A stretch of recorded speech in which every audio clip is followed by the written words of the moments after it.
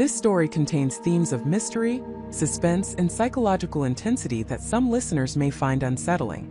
Listener discretion is advised. Imagine a place so remote, so utterly cut off from the world, that its very existence feels like a whisper in the wind. A place where the vast, unforgiving silence of the Nevada desert stretches for hundreds of miles in every direction, broken only by the occasional shriek of a hawk or the distant rumble of an unheard, forgotten highway. This is where Dr. Elias Vance vanished.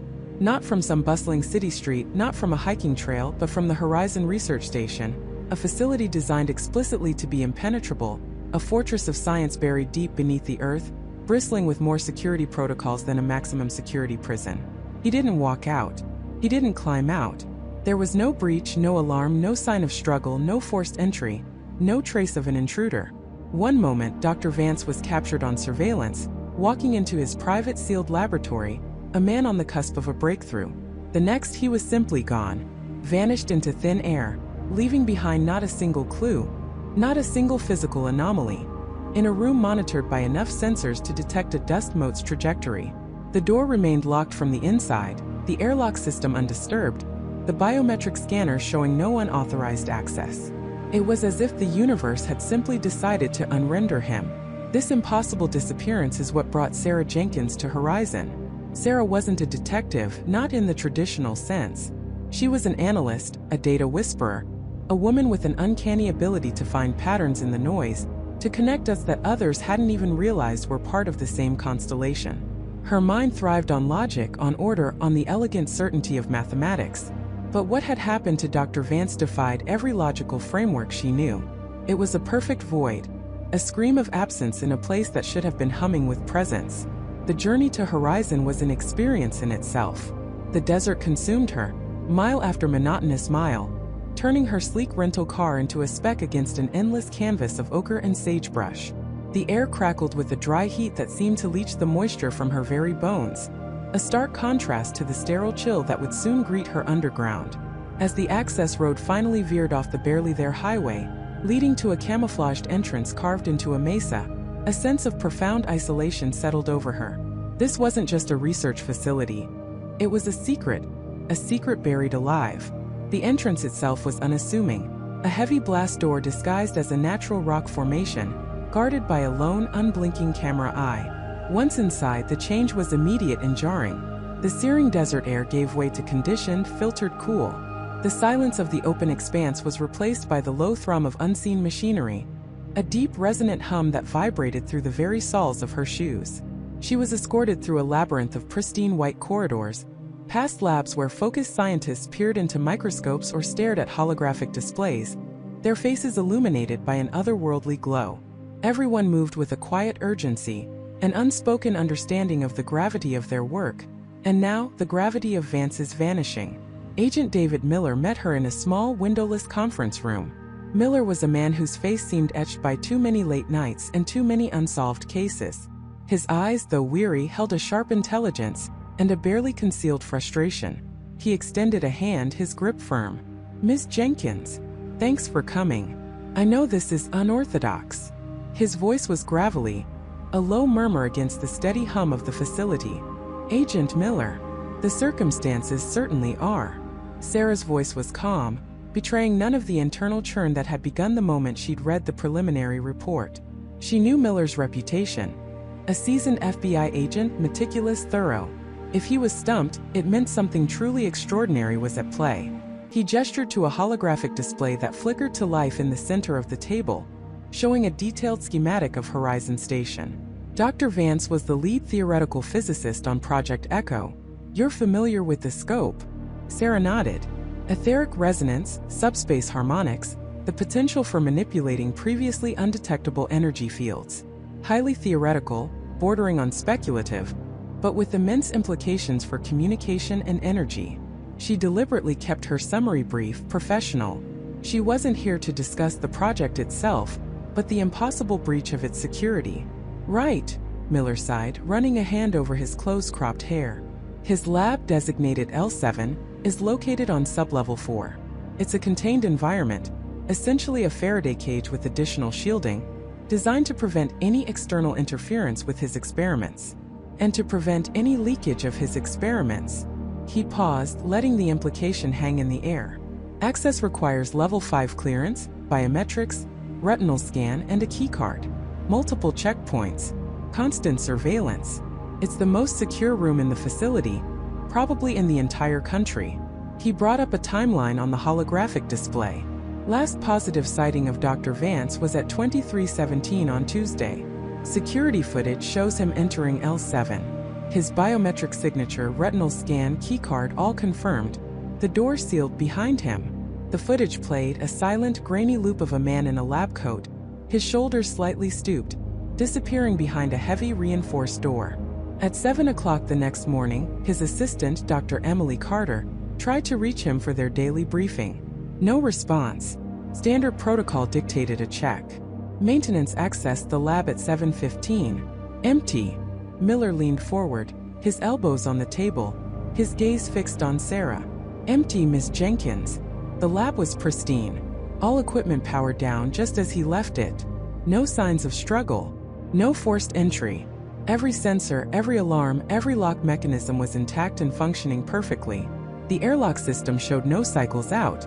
The environmental controls, the power grid, the internal cameras, all nominal. It's like he dissolved. Sarah studied the schematics, her mind already racing, sifting through the data Miller presented. And no one saw anything unusual? No one heard anything. Nothing. The station was on skeleton crew overnight. Most personnel were in their quarters on the residential levels, or in other labs. No one reported anything out of place. The external perimeter sensors, the internal motion detectors, the thermal imaging, nothing. It's a perfect blank slate. Perfect blanks are usually the most telling, Sarah murmured, more to herself than to Miller. What was Dr. Vance working on specifically in the days leading up to his disappearance? Miller hesitated, then pulled up another file. He was nearing completion on a new phase of Project Echo. He called it the Resonance Imprint Matrix, a theoretical framework, he claimed, for mapping the subtle energy signatures of objects or even consciousness across vast distances, potentially even dimensions. It was incredibly abstract. Sarah felt a cold tendril of unease begin to unfurl in her stomach. Dimensions. His words, not mine, Miller clarified, a hint of skepticism in his voice. He was a genius, no doubt, but brilliant minds often wander into the esoteric. The point is, there's nothing in his research logs, nothing physical in his lab, that suggests a mechanism for his disappearance. No experimental device that could have malfunctioned and spirited him away. Or brought something to him, Sarah countered, her gaze still fixed on the holographic schematic of L7. If there's no evidence of him leaving, then we have to consider the alternative. Something happened inside that room. Something that left no trace, or a trace so subtle it's been overlooked. She requested full access to all data logs pertaining to L7 from the last 72 hours leading up to Vance's disappearance. Power fluctuations, environmental readings, network traffic, all security camera feeds, even the atmospheric pressure and humidity sensors.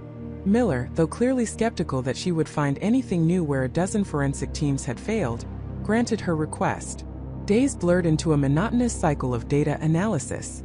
Sarah sat hunched over a console in a temporary office, a sterile box filled with the hum of servers, her fingers flying across keyboards, her eyes scanning endless lines of code and numerical readouts. She dug into the deepest layers of the station's operational logs, past the surface-level reports that had been deemed normal.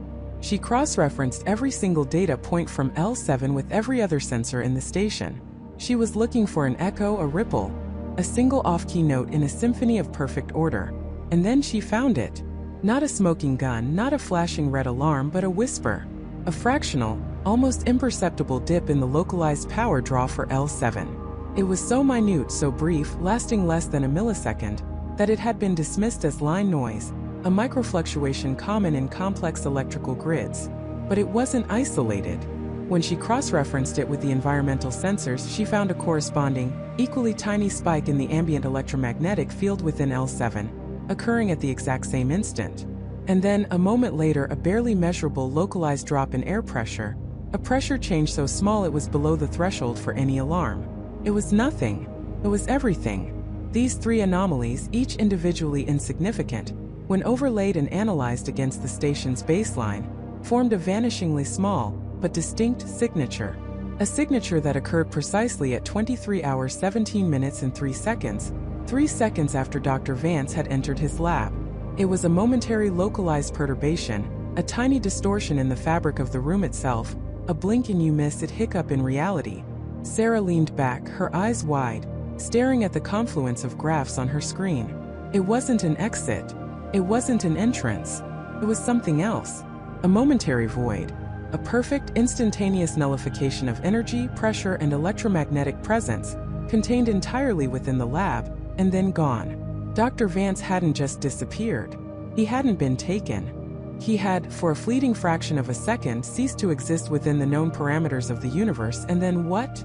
The data offered no answer, only a chilling, impossible question.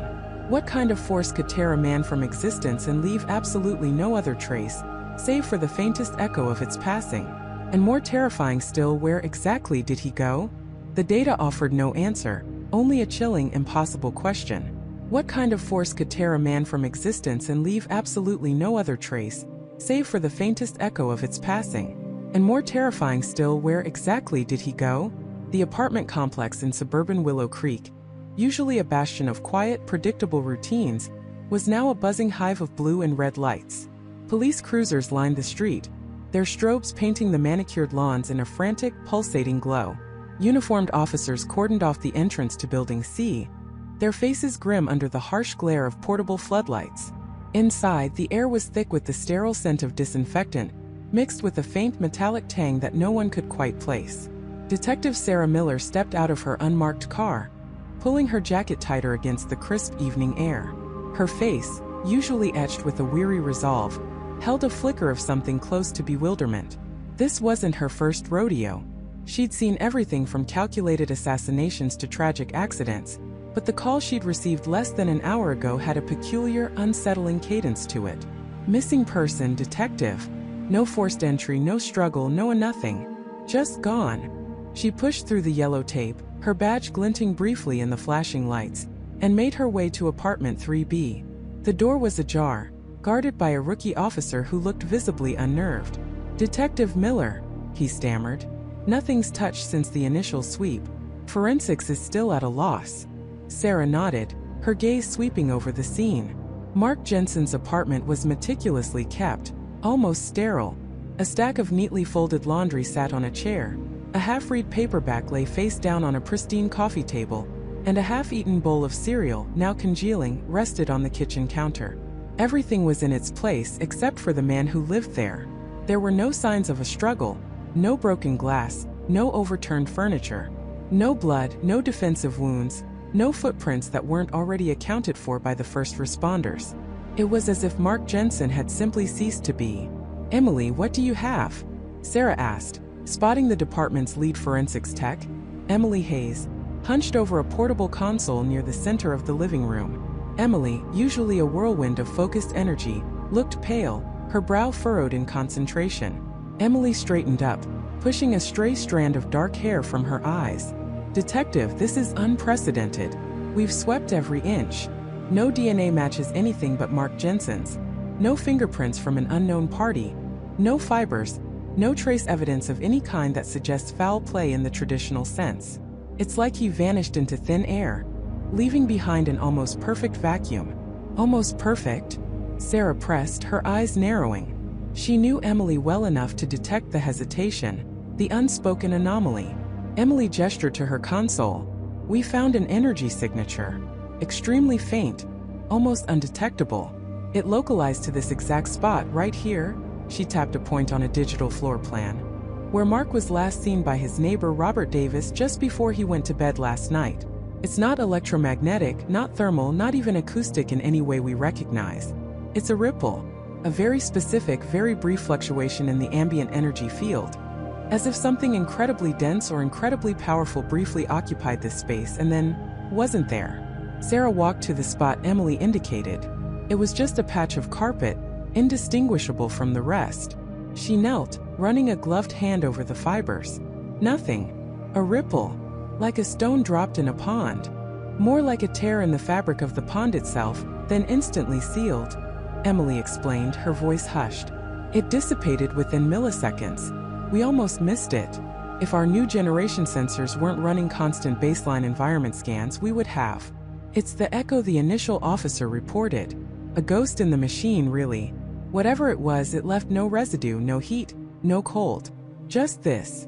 Emily pointed to a waveform on her screen. A single sharp, unidentifiable spike against a flat line. A tear, Sarah repeated, standing up slowly. The word tasted strange on her tongue. Too fantastical for the mundane reality of a missing persons case. No other witnesses? No one heard anything. Chief David Chun appeared in the doorway, his face a mask of concern. No, Sarah. We've canvassed the floor. Robert Davis, the neighbor across the hall, swears he heard nothing. Said Mark was a quiet man, kept to himself, never had visitors. Predictable, almost to a fault. That's what makes this so baffling. Mark Jensen was the kind of man who had a schedule for his schedule.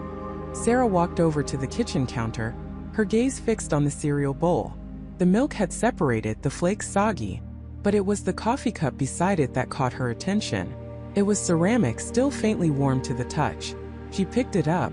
Empty. Not spilled, not drunk, just empty. As if the coffee had evaporated. But there was no steam, no residue on the rim, nothing. Emily, check this cup, Sarah said, handing it over carefully. And the cereal bowl. I want to know if the contents were consumed, or if they just vanished.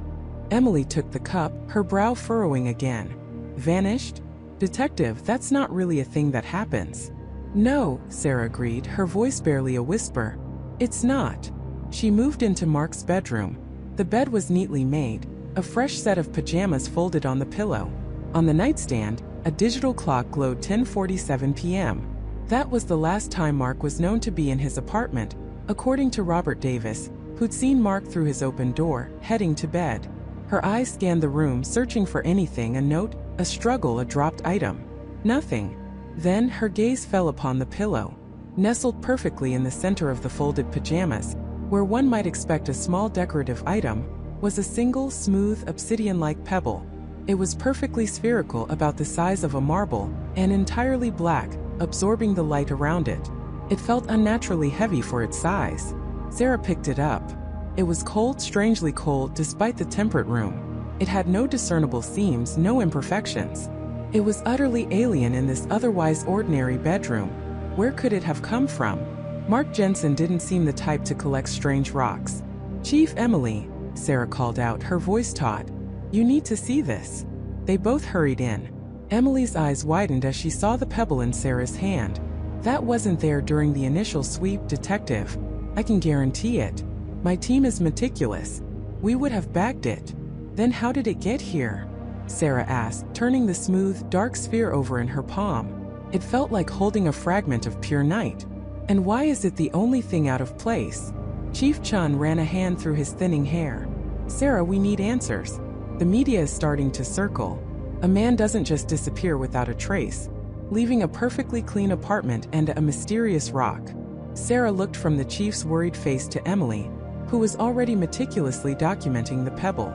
A cold dread began to settle in her stomach, a feeling far deeper than the usual pressures of an investigation. This wasn't a case of human malice or tragic accident. This was something else entirely.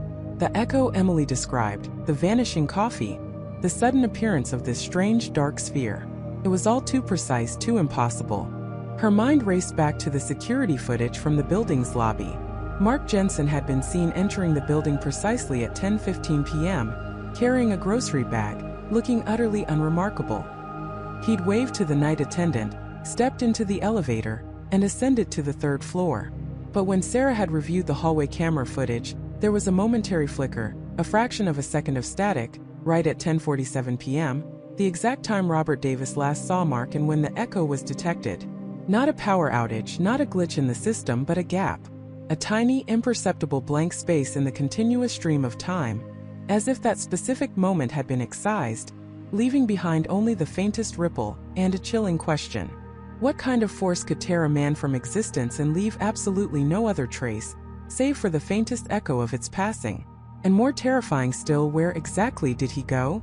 The answer, Sarah realized with a sickening lurch, might be far more unsettling than any crime she had ever encountered. It might not be a where at all, but a how, and a why that defied everything she knew about reality. The sterile hum of the precinct office felt like a mocking counterpoint to the chaos churning inside Sarah's mind. She sat hunched over her desk, the security footage from Michael's apartment playing on a loop, the same 10 seconds repeating, over and over, until the pixels blurred into an abstract nightmare. He was there, then he wasn't. No struggle, no sound, no flash of light. Just gone. The sheer, impossible cleanliness of it was what gnawed at her. Still at it, detective? David Miller, her partner, leaned against the doorframe, a lukewarm coffee mug clutched in his hand. His tone was light, but his eyes held a hint of concern. You've watched that clip 100 times. There's nothing else there. There has to be, Sarah muttered, not looking up. People don't just vanish. Not like this. Not without a trace. It defies physics, David. He sighed, pushing off the frame and walking over to her desk. Maybe he faked it. A professional disappearing act. We've seen stranger things. Faked it for what? He had a good job, no known enemies, no significant debt. His life was ordinary. And the footage, David, is too perfect.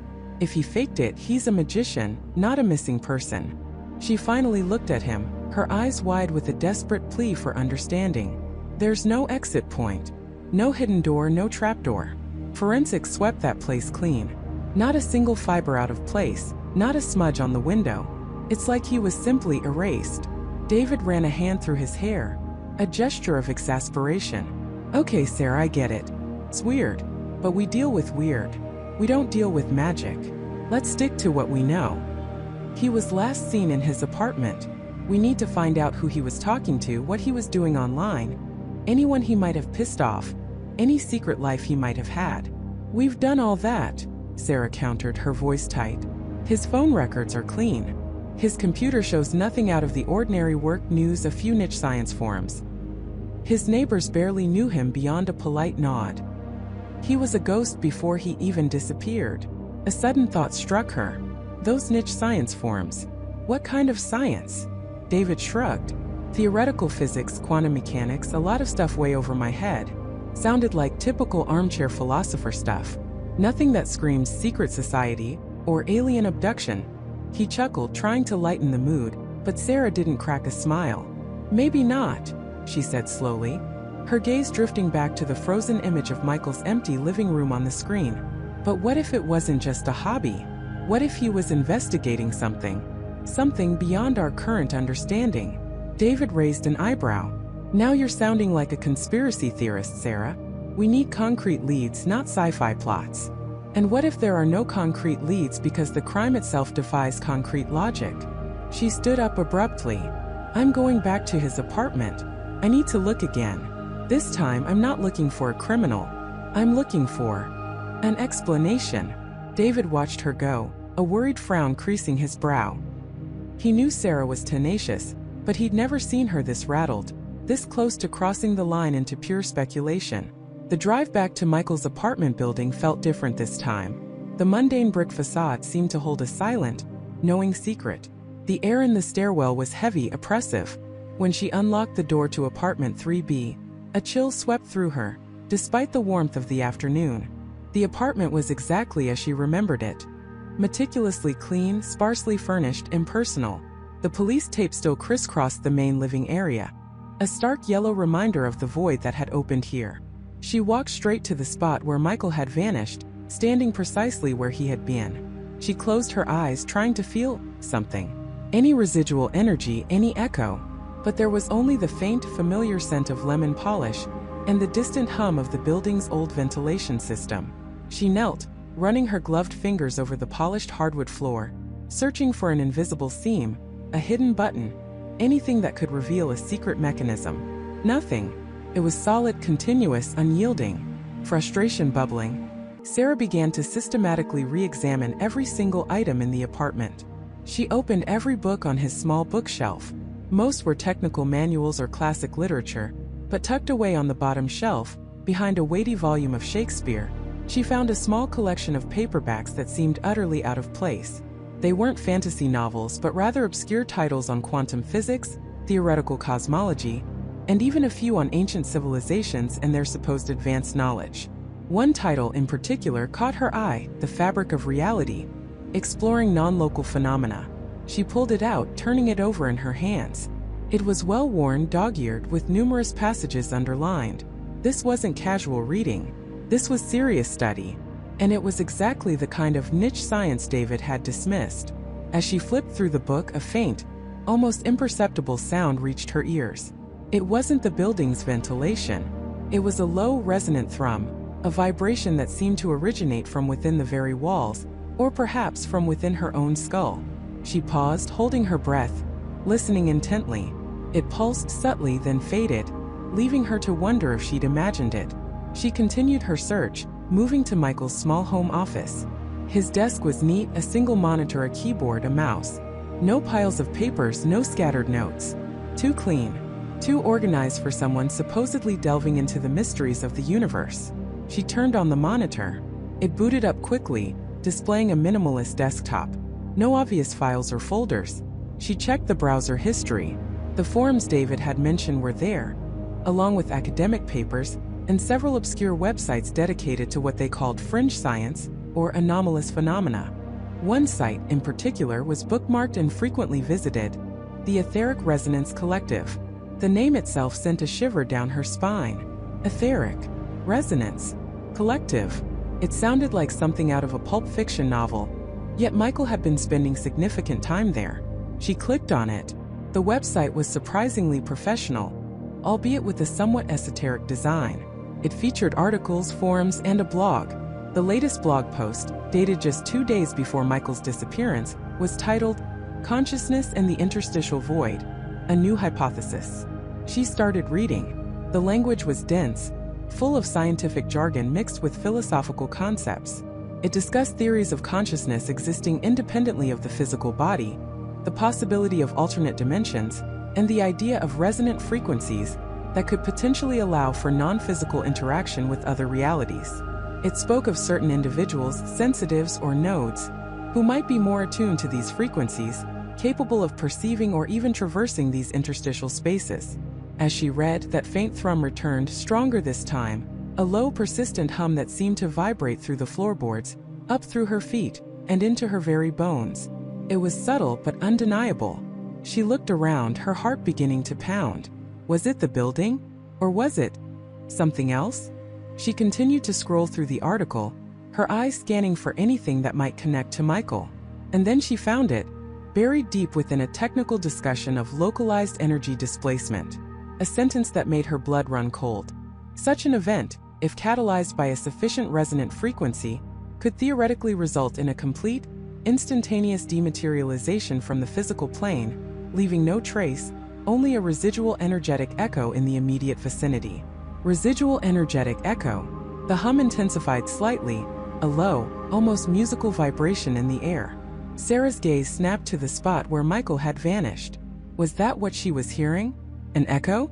She forced herself to breathe, to think rationally. This was just a theory, an obscure online forum. Yet, it described Michael's disappearance with chilling precision. She searched the collective's forum for Michael. Nothing under that name. She tried Michael Davies, his full name. Still nothing. But then she remembered the nature of these online communities. People often use pseudonyms. She thought about Michael's interests, his meticulous nature. What kind of online handle would he choose? Something scientific, perhaps. Something related to his theories. She scrolled back to the article about the interstitial void. The author of the article was listed only as RO Etheric Resonance. Could it be Michael? She clicked on the author's profile. The profile picture was a stylized, abstract symbol, a series of concentric circles with radiating lines, almost like a ripple in water. There was no personal information, just a list of other articles and forum posts. She started browsing them, looking for any clue, any hint that this RO was Michael. As she delved deeper into the posts, the hum in the apartment became more constant, a low, steady drone that seemed to fill the space, vibrating against her eardrums.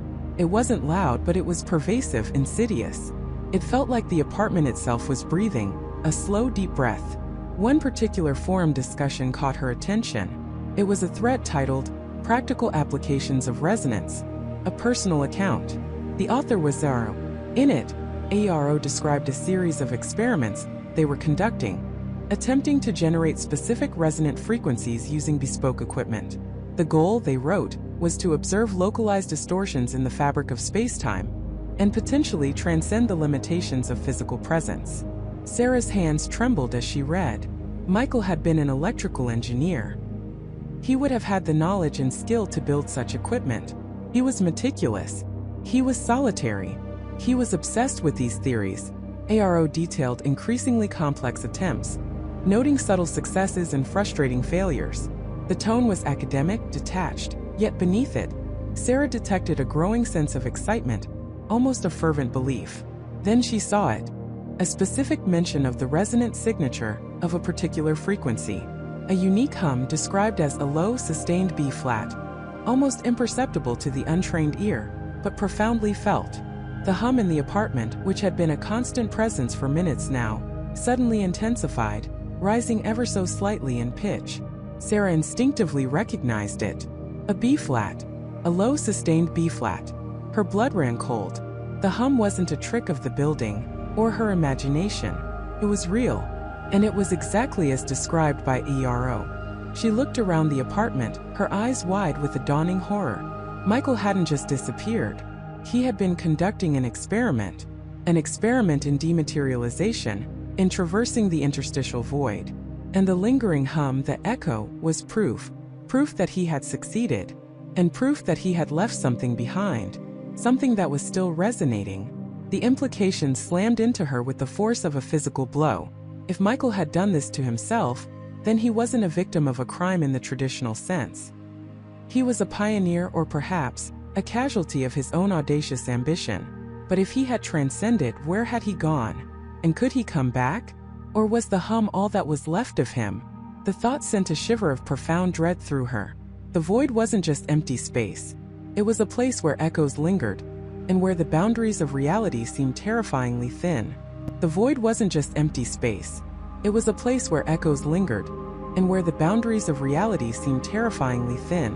Emily stood frozen, the phone still pressed to her ear, the dial tone a mocking chorus to her spiraling fear. David. Gone. The word resonated in her mind, a hollow, terrifying sound. Her rational mind screamed for an explanation, for a mundane reason. He'd gone for a walk. He'd stepped out for coffee. He'd forgotten his phone and was just somewhere. But the hum, the pervasive, unsettling hum that had preceded his disappearance, that had clung to the air like a phantom presence, refused to let her cling to such comforting lies. It was a signature, she realized, a calling card of the impossible. Panic, cold and sharp, began to cut through her. She dropped the phone onto the worn carpet and began to move, a frantic energy seizing her. She checked every room, as if David might have simply shrunk, hiding behind a curtain or under a table. His coat was still on the rack by the door. His keys were on the small dish on the entry table. His wallet, too, lay discarded on his desk, next to a half-empty mug of cold coffee. He hadn't left. He had simply vanished. David! She screamed, her voice cracking, the sound swallowed by the oppressive silence of the house. It was a silence that felt heavier, deeper than normal, as if the very air had been stretched thin, vibrating with an unheard frequency. The hum. It was still there, a ghost of a sound just beneath the threshold of her hearing, a constant pressure behind her eyes. She stumbled into his study, a room usually a chaotic symphony of books, papers, and half-assembled electronic components. It was here that David spent most of his waking hours, lost in the labyrinth of his research. He was a theoretical physicist, brilliant and unconventional, often ridiculed by peers for his fringe theories about alternate realities and the nature of perception. Emily had always admired his fierce intellect, even when she didn't fully grasp the intricacies of his work. Now dread tightened its grip, a cold hand squeezing her heart. Had his theories, his wild conjectures, somehow become real? Her eyes swept across the room, searching for anything amiss, anything that could explain the impossible. A stack of journals teetered precariously on his desk. His computer screen was dark, but a faint indicator light pulsed, showing it was still on standby. On the whiteboard, a complex array of equations, symbols, and diagrams covered every inch, an alien language of the universe. She recognized some of the recurring motifs. wave functions, quantum entanglement, and a symbol she'd seen him draw repeatedly. A spiral converging on a central point, labeled resonance nexus. Emily's gaze fixed on a small, worn leather-bound journal tucked beneath a stack of printouts. It looked different from his usual spiral-bound notebooks, older, more personal. Her fingers trembled as she pulled it out. The leather was soft, almost buttery, and felt strangely warm to the touch. It wasn't a lab notebook, it was a personal diary, something David rarely kept. She opened it, her eyes scanning the familiar, precise handwriting that filled the pages. The entries were dated, starting almost a year ago. At first, they were mundane observations about his research, frustrations with funding, ideas for new experiments. But as she flipped through the pages, the tone shifted. The entries grew more erratic, more urgent, almost obsessive. August 14th. The anomalies are increasing. Not just fluctuations, but a consistent signature. A low-frequency hum, barely perceptible but undeniably there. Feels resonant, as if something is trying to push through. Emily's breath hitched. The hum. He had heard it too. September 3rd. I'm isolating the frequency. It's not static. It shifts subtly like a breath. I've built a resonator, a small one, just to amplify it. The sensation is overwhelming. A pressure in the skull, a vibration in the bones. It feels like standing at the edge of something vast. Her own experiences with the hum, the headaches, the disorientation suddenly made terrifying sense. David hadn't just been hearing it. He'd been actively seeking it, amplifying it. October 19th breakthrough. The hum isn't just a sound. It's a ripple, a tear in the fabric. My models confirm it. This isn't a parallel universe in the traditional sense. It's a subreality, a void that exists alongside our own, separated by an incredibly thin membrane. And the hum? It's the sound of the membrane stretching, tearing. Emily felt a cold dread seep into her bones. A void. David hadn't just disappeared. He had stepped into this subreality he'd been trying to prove. November 12th. The experiments are escalating. I've refined the resonator. The hum is now almost constant when the device is active. Sometimes I feel a pull, a strange sense of displacement. I'm seeing things in the periphery, shadows that aren't there, colors that don't exist. Am I going mad? Or am I seeing glimpses of the void? He was losing himself, inch by inch, drawn deeper into the unknown. Emily's fingers traced the words, a knot forming in her stomach. December 5th. I'm close. So close. The resonance nexus. It's not a theoretical construct, it's a gateway. The hum is the key, the specific frequency that thins the membrane to its breaking point. I believe I can cross. Not just perceive but enter. The risks are considerable. But the knowledge, the understanding waiting on the other side. It's too great to ignore. This was it. The precipice. He had been planning this. He had been building towards this. January 18th. The device is complete. A larger resonator, capable of generating the necessary pulse. It's crude, unstable, but it works. I've tested it in bursts. The void, it calls to me. I can feel its emptiness, its terrible allure. It's not just dark. It's the absence of everything. But in that absence there is a strange echo.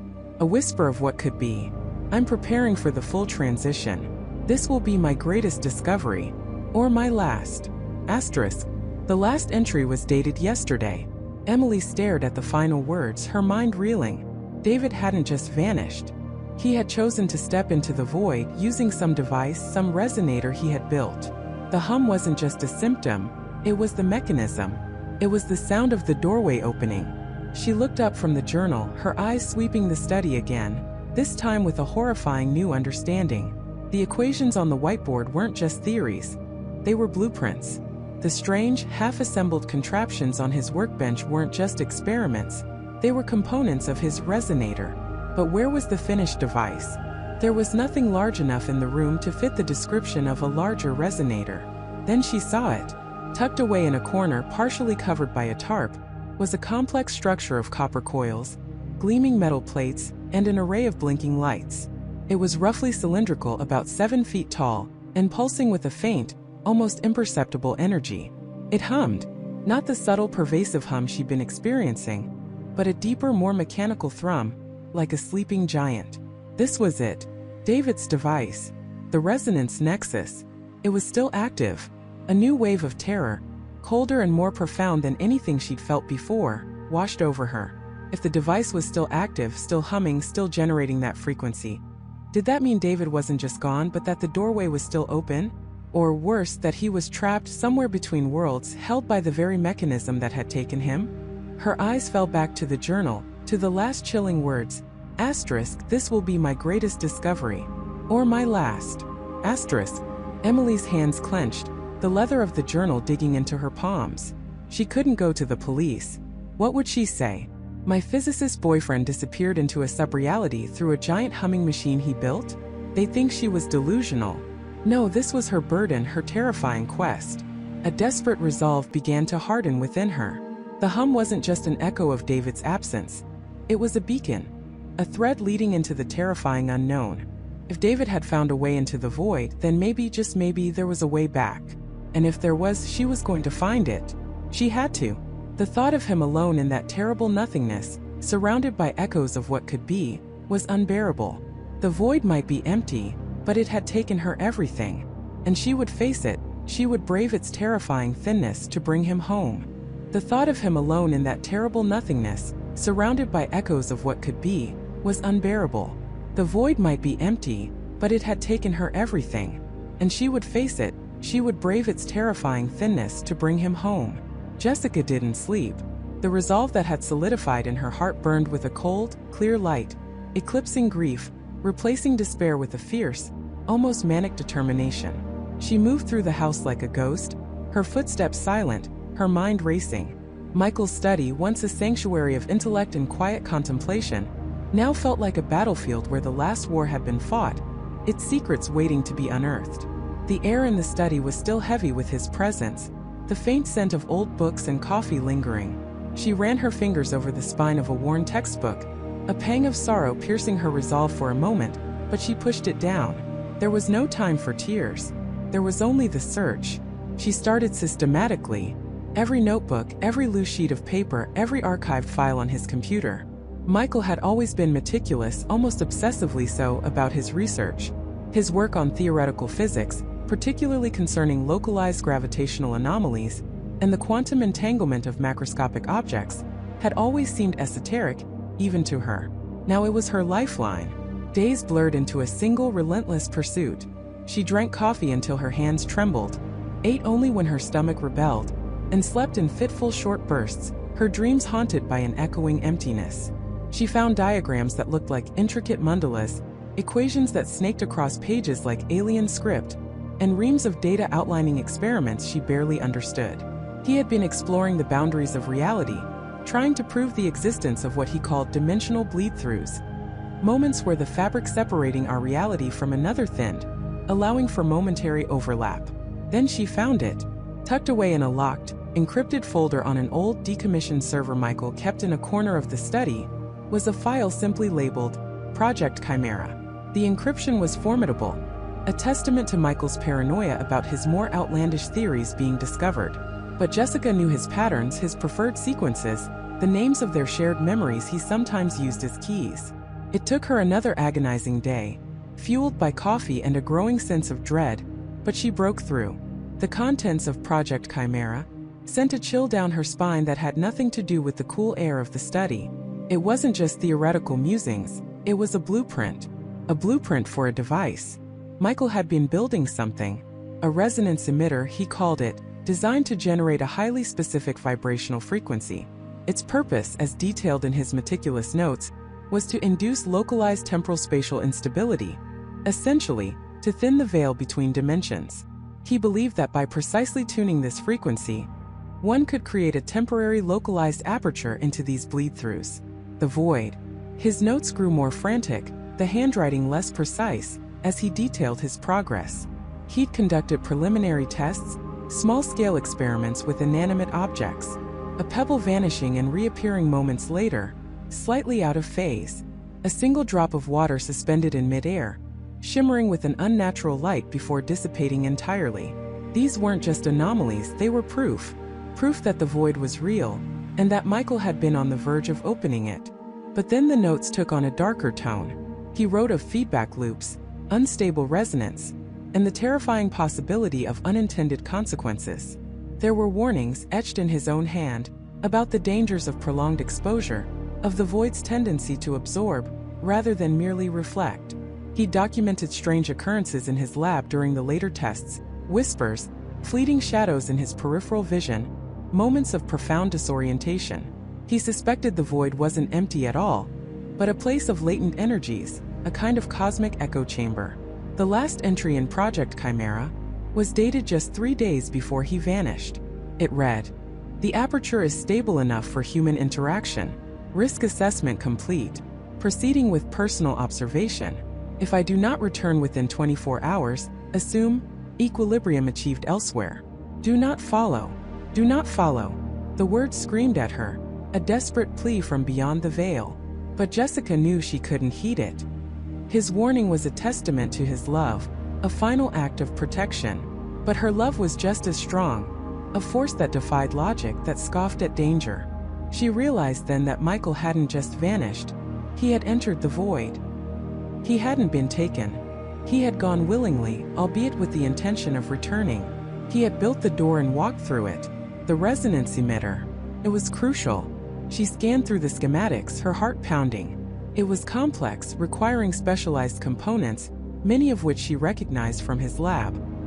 He had been assembling it himself. She needed help, but who? The scientific community would dismiss this as the ramblings of a grieving widow, a desperate attempt to find meaning in an inexplicable disappearance. They would see Michael's notes as evidence of a breakdown, not a breakthrough.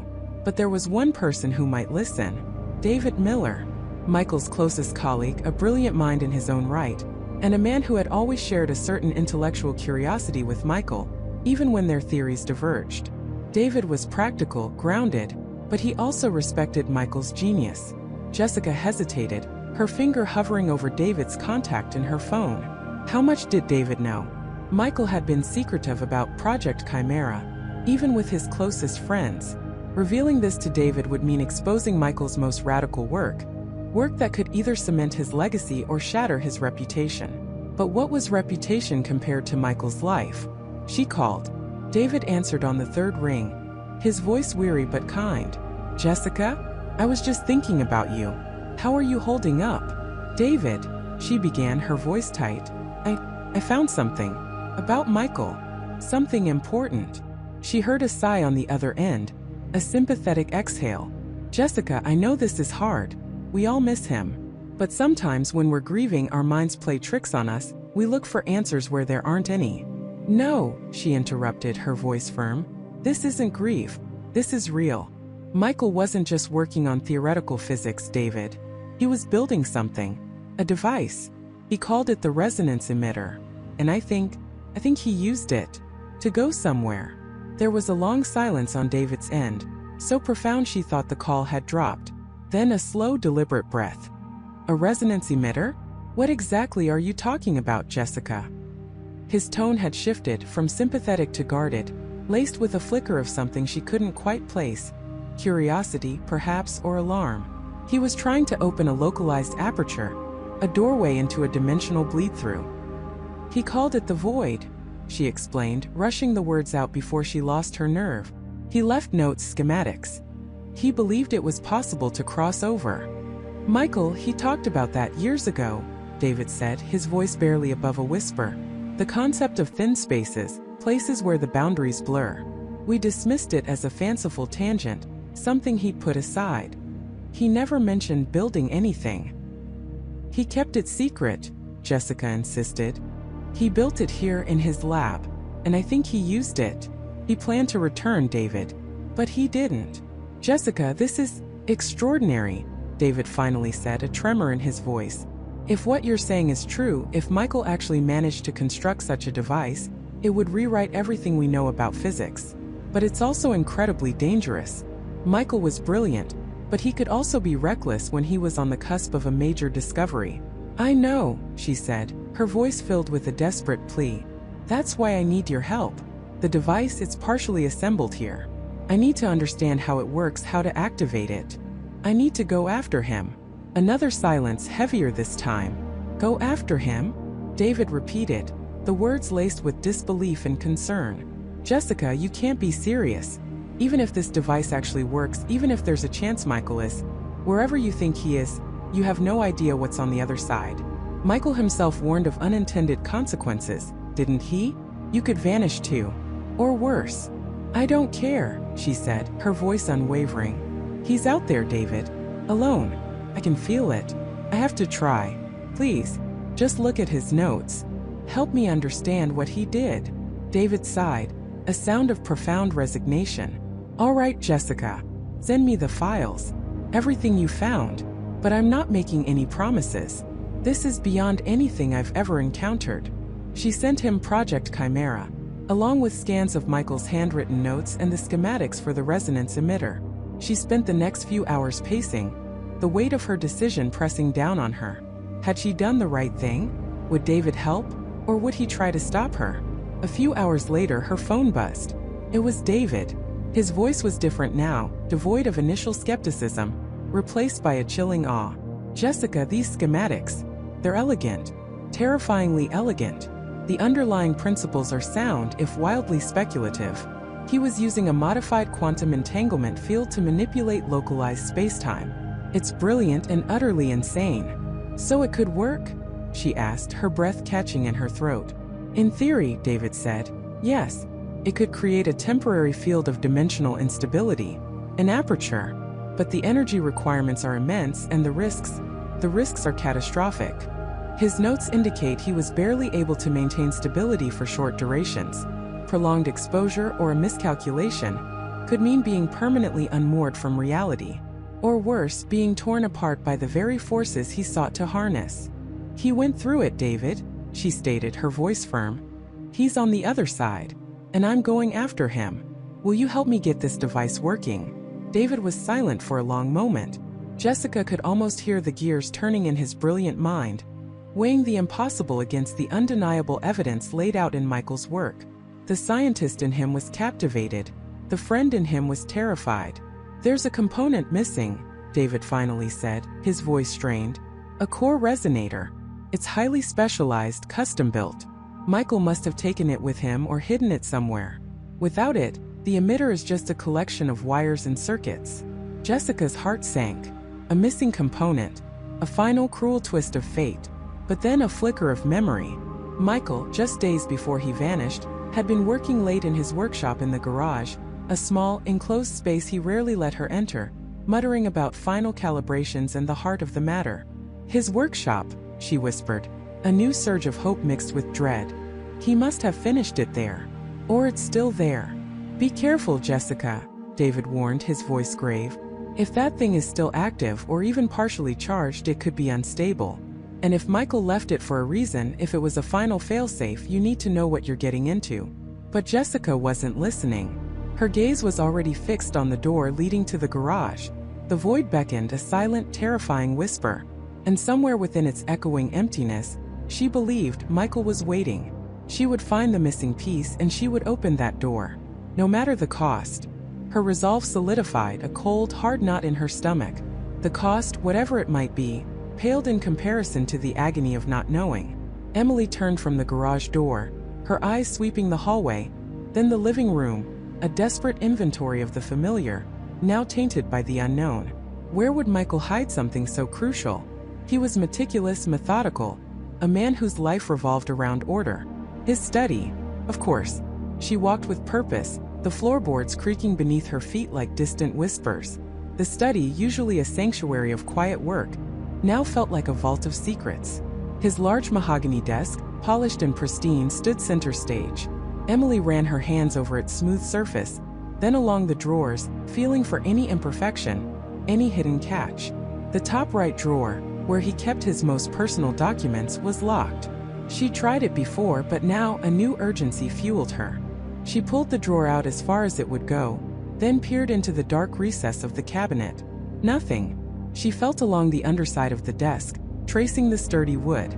Her fingers brushed against a small, almost imperceptible seam. She pressed, and with a soft click, a narrow panel slid open on the desk side, revealing a shallow compartment. Her breath hitched. Inside, nestled on a bed of dark velvet, was a small ornate key, no bigger than her thumb, and a folded piece of parchment. Her hands trembled as she retrieved them. The key was antique, intricate, almost ceremonial. The parchment, brittle with age, contained a single faded diagram. A series of interlocking circles with a strange, almost alien symbol at its center. No words, no numbers, just the cryptic drawing. This wasn't it. This felt too old, too symbolic. It wasn't the missing piece for a modern garage door. Disappointment, sharp and bitter, pricked at her. But then she remembered Michael's love for puzzles, his fascination with layers. She looked at the desk again, her gaze falling on the locked top right drawer. The ornate key. Could it be? She inserted the key into the lock. It turned with a satisfying click. Inside, the drawer was not what she expected. No financial statements, no mundane documents. Instead, there was a single leather-bound journal, its pages thick and yellowed, contrasting sharply with the modern key. This was it. This felt like Michael. His careful, almost obsessive record-keeping. She opened the journal to the first page. It wasn't a diary. It was a logbook filled with precise, almost scientific entries. Dates, times, cryptic codes, and references to what appeared to be locations, coordinates, and observations. Her eyes scanned the pages, her heart pounding a frantic rhythm against her ribs. Most of it was incomprehensible, a language of data she didn't understand. But then a phrase leaped out at her, written in Michael's distinctive, precise hand, Project Echo. Beneath it, a series of dates, each followed by a single, chilling word: activation, monitoring, containment. And then a date that made her blood run cold. The exact day Michael disappeared. Beside it, the word initiation. She flipped through more pages, her fingers brushing against the rough paper. There were diagrams not unlike the one on the parchment, but more complex, with intricate circuitry and mathematical equations. This was beyond anything Michael had ever shared with her about his work. This was another man entirely. Near the back of the journal, a page was dog-eared. On it, a series of numbers was scrawled, almost carelessly, as if an afterthought. But beneath them, a single word was underlined heavily: void. Her pulse quickened. These numbers, they had to be it. The missing piece. Emily clutched the journal, the weight of it suddenly immense in her hands. She hurried back to the garage door, her mind racing. The numbers were 6 digits long. She looked at the door. No obvious keypad. But then she remembered the subtle changes she'd noticed, the almost invisible panel beside the door. Her fingers traced the wall, and sure enough, beneath a faint seam, a discreet panel clicked inward, revealing a sleek, modern keypad, almost flush with the wall. Her breath hitched. This was it. She entered the numbers from the journal, her fingers trembling slightly. Each press was a small explosion of sound in the oppressive silence of the house. 1, 7, 3, 8, 2, 4. A soft, almost imperceptible hum emanated from the door. Then a click far more substantial than the one from the desk. The garage door, instead of sliding upwards, retracted inward, splitting down the middle and gliding silently into hidden recesses in the wall. What lay beyond was not the familiar chaos of their family garage. The air that rushed out was cold, stale, and carried a faint metallic scent she couldn't place. Emily stepped through the threshold, her eyes wide, struggling to comprehend the scene before her. The space was vast, far larger than she remembered their garage being. But it wasn't a garage. Not anymore. The section where their cars should have been was partitioned off by a thick, soundproofed wall of industrial-grade steel. Beyond that wall was a command center. Multiple monitors, all dark, lined one entire wall. A large, powerful server rack hummed softly in a corner, its indicator lights blinking like a constellation of silent warnings. On the opposite wall, a massive illuminated map of the United States dominated the space. It was crisscrossed with red lines, marked locations, and overlaid with what looked like real-time data feeds, though they were currently static. Many of the marked locations were remote, desolate areas, far from any major cities. A large, sturdy desk sat in the center of the room, laden with an array of equipment she didn't recognize. A satellite phone, a burner phone, several encrypted hard drives, and what looked like highly specialized surveillance gear. This wasn't a hobby. This was an operation. Michael, her quiet, unassuming husband, had been living a double life. Her gaze fell on a small, worn wooden box on the desk. It was intricately carved, almost antique. With trembling fingers, she lifted the lid. Inside, nestled on blue velvet, was a single silver locket. Her locket. The one Michael had given her on their wedding day. The one she thought she had lost years ago. Its presence here in this clandestine lair was a cruel, intimate twist of the knife. She picked it up, her thumb tracing the familiar engraving. E+M. A tear pricked at her eye, a single hot drop that quickly evaporated in the cold air. Why was this here? Why did he keep it amidst all this secrecy?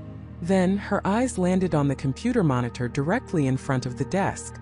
Though powered down, a small yellow post-it note was affixed to its dark screen. Her heart hammered against her ribs, a frantic drumbeat of dread. She leaned closer, her breath catching in her throat as she read the two chilling sentences, written in Michael's familiar, precise hand. It simply said, "She knows. Activate Protocol Nightfall." She knows. Activate Protocol Nightfall. The words burned into Emily's vision, scorching past her initial shock and plunging her into a cold, terrifying clarity. She knows. Michael meant her. He knew she was onto him, onto whatever dark secret he harbored. But what exactly did she know? Was it the USB drive? The strange data? The cryptic coordinates? Or something deeper, something she hadn't even consciously pieced together yet, but her relentless pursuit had somehow revealed? A wave of betrayal, sharp and bitter, washed over her. Michael, her colleague, her friend, had not only been hiding something monumental, but had also laid a trap, a contingency for her discovery. This wasn't a sudden, panicked reaction. This was a premeditated sequence of events. He had planned for this. He had planned for her. And then, activate Protocol Nightfall. The name itself was a whisper of dread, a chilling euphemism for something sinister. It sounded like an operation, a directive cold and absolute. Was it a protocol for silencing? For disappearing? For eradication? Her heart hammered a frantic rhythm against her ribs, echoing the urgency screaming in her mind. She wasn't just investigating a disappearance anymore. She was the target. She was the one who knew too much.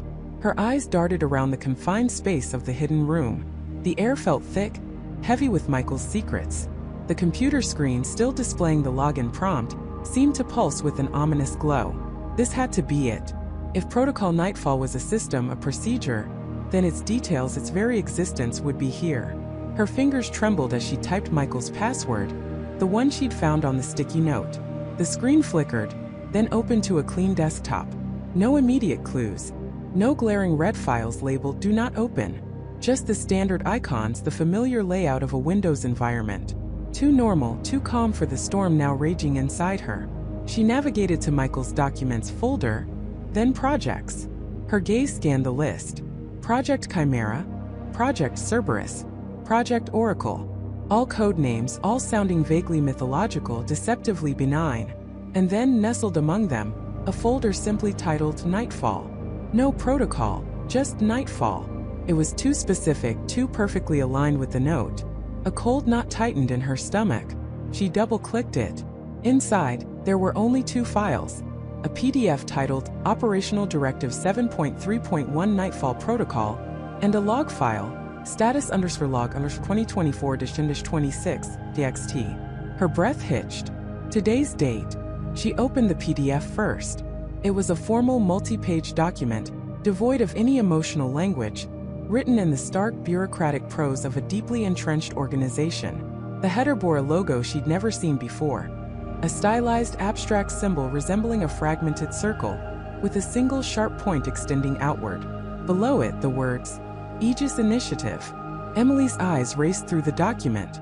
It outlined Protocol Nightfall in chilling detail. It wasn't a kill order, not directly. It was far more insidious. Objective to neutralize critical information exposure and ensure the absolute containment of sensitive assets. Phase 1. Identification and monitoring. Upon activation, all subjects identified as exposure vectors are to be placed under immediate, covert surveillance. Digital footprints, communication logs, and physical movements are to be meticulously tracked. Phase 2. Asset relocation. Once an exposure vector's knowledge threshold reaches critical levels, they are to be discreetly relocated to a secure, off-grid facility. All personal ties and public records are to be systematically erased. Phase 3. Data eradication. All digital and physical traces of the exposure vector's existence and their acquired knowledge are to be purged from public and private domains. A fabricated narrative may be deployed if necessary to explain their sudden disappearance. Phase 4. Reintegration conditional. In rare cases and only after complete psychological re-evaluation and memory recalibration, a relocated asset may be reintegrated into a controlled environment under new identities and strict oversight. Emily felt a sickening lurch. Asset relocation, memory recalibration. These were not the words of a legitimate scientific endeavor. This was an operation designed to make people vanish, to erase their very identities to control their minds. It was a terrifyingly efficient system for controlling information and eliminating inconvenient truths. Michael wasn't just working on a secret project. He was part of an organization that kidnapped people and wiped their memories. And now, she was an exposure vector. Her gaze fell to the log file. She clicked it open, her heart threatening to claw its way out of her chest. *** status log. Protocol Nightfall activation sequence ***. Date: 2024-10-26. Time: 09:30 a.m. EST. Trigger event identified. Subject: Vector Alpha, Emily Hayes. Confirmed to possess critical data payload, USB A7, and demonstrate high-level investigative persistence. Michael Chun initiated manual activation sequence. Time: 09:35 a.m. EST. Phase 1, Identification and Monitoring, activated for Vector Alpha. Initial surveillance teams deployed. Digital monitoring commenced. Time: 11:15 a.m. EST. Phase 2, Asset Relocation, readiness confirmed. Extraction team on standby. Target location: facility designated Echo Point Alpha. Time: 12:45 p.m. EST. Secondary trigger identified. Vector Alpha confirmed to have access restricted area. Michael Chen's private office. Elevated risk assessment. Time: 01:00 p.m. EST. Direct order issued. Accelerate Phase 2. Extraction window initiated. Vector Alpha must be secured and relocated to Echo Point Alpha within the next 60 minutes. All necessary force authorized to ensure containment. The words blurred, then sharpened into a horrifying focus. Emily Hayes. Vector Alpha. Extraction team on standby. 60 minutes. The note Michael had left wasn't a warning. It was a confirmation of an ongoing operation, initiated hours ago. He hadn't just planned for her. He had activated the plan, and the clock was ticking. Her blood ran cold. She wasn't just in danger. She was actively being hunted. The Echo Point Alpha facility. Was that where they took people? Where they recalibrated them? The name Echo Point sent a shiver down her spine, connecting directly to the echo in the void phenomenon, suggesting this organization wasn't just managing secrets, but actively controlling or weaponizing the very anomaly Michael had been researching. She felt a sudden, profound sense of isolation. No one knew she was here. No one knew she was in danger. They would just make her disappear, erase her, and weave a convenient lie. A faint sound startled her, pulling her from the chilling abyss of the log file. It was a soft click, barely audible, coming from beyond the hidden door. Someone was in Michael's office. Her heart leaped into her throat, a frantic bird trapped in a cage. They were here. Now, her mind screamed, move! But where? And what about the data? She couldn't leave this evidence behind. This was everything. This was the proof. Frantically, she fumbled for her phone, snapping quick, blurry photos of the crucial pages of the PDF and the entire log file. Her fingers flew, shaking violently, each click of the camera a thunderclap in the suffocating silence of the room. She knew it wasn't ideal, but it was all she had time for. The faint click turned into the distinct creak of Michael's office chair. Whoever it was, they were settling in. They weren't just passing through. They were waiting. For her. Her escape route was the same way she came in. The hidden door. But if they were in the office, how could she get out without being seen? Panic, cold and sharp, threatened to paralyze her. She had to try. She couldn't stay here. Taking one last, desperate look at the screen, she slammed the laptop shut, plunging the room into near darkness. The thought of leaving it running, leaving the evidence for them to find, was unbearable. With agonizing slowness, she reached for the lever that opened the hidden door. Her hand was slick with sweat. Every muscle in her body screamed for her to be still, to be silent. The smallest sound, the slightest misstep, and it would be over. She would be just another exposure vector, relocated to Echo Point Alpha, her memory recalibrated, her existence erased. She gently pushed the lever, feeling the mechanism engage with a soft, almost imperceptible click. The section of the bookshelf began to slide inward, revealing a sliver of Michael's office. Through the narrow gap, she could see the back of a chair, and a figure sitting in it, facing away from her. It wasn't Michael. This person was broader, more imposing. Her breath hitched. She had to be absolutely silent. As the door continued to open, creating just enough space for her to slip through, she caught a glimpse of something on the desk beside the figure. A small, sleek device with a flashing red light. A tracking device. They knew she was here. They had been waiting. The realization hit her like a physical blow. The log file hadn't just said they were waiting. It said they were authorized to use all necessary force. This wasn't a simple capture. This was an ambush. With a surge of adrenaline, Emily squeezed through the gap, her body contorting, her movements as fluid as oil, every fiber of her being screamed for escape. The hidden door clicked shut behind her, a silent tomb. She was out, but she was far from safe. She was in the lion's den, with the lion now fully aware of her presence. The office was quiet again, the figure still seated, seemingly oblivious. But Emily knew better. The red light on that device was still flashing. She was a marked woman, and Protocol Nightfall had only just begun. The red light on that device was still flashing. She was a marked woman, and Protocol Nightfall had only just begun. A cold dread seeped into Emily's bones, chilling her to the marrow. Her heart hammered against her ribs, a frantic drumbeat echoing the silent alarm blaring in her mind.